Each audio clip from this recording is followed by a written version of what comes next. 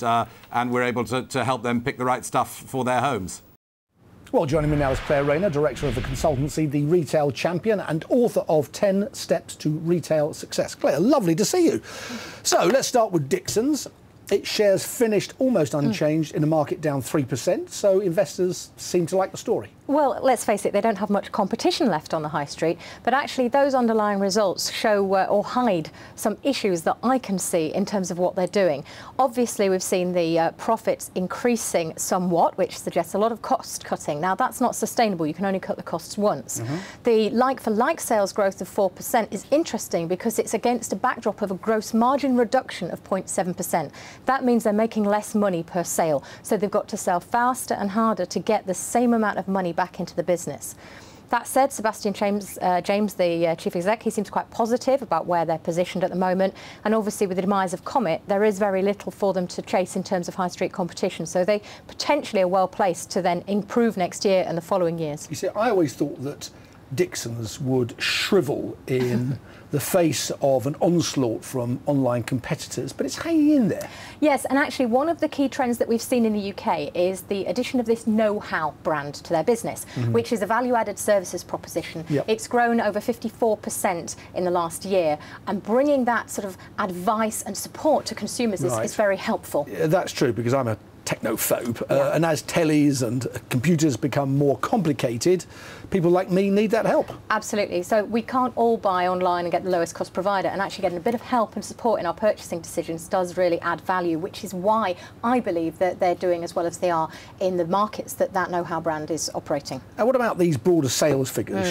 Should we not be cautious? After all, they are just that, sales figures. They're not profit figures. You can always discount your way to higher sales.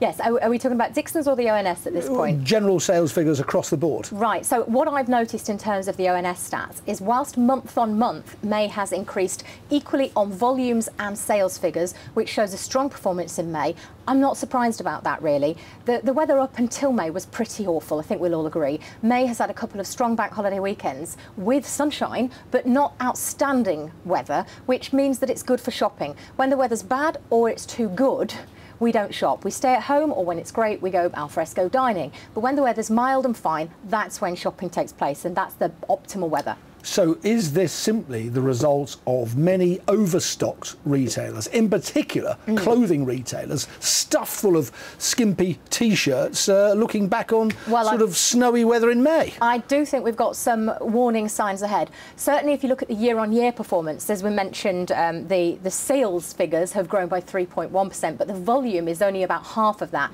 So there is a massive impact of underlying food price inflation that's been mentioned by ONS and other sources in the past.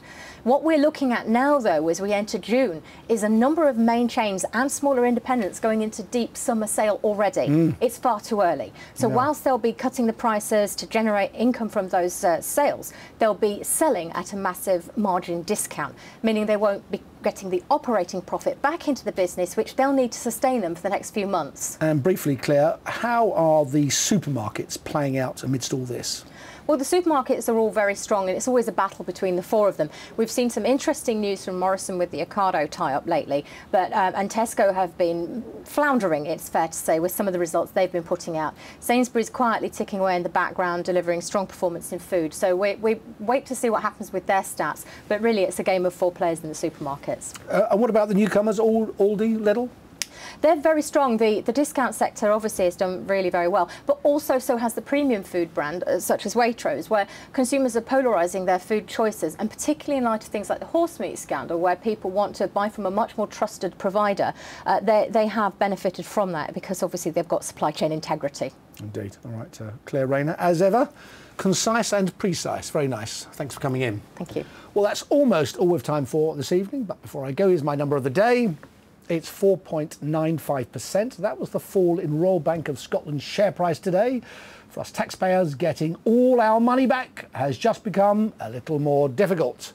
You've been watching Jeff Randall live. If you've missed any of this evening's interviews, they are all on the Sky News for iPad app. Next up, as ever, all the top stories here on Sky News.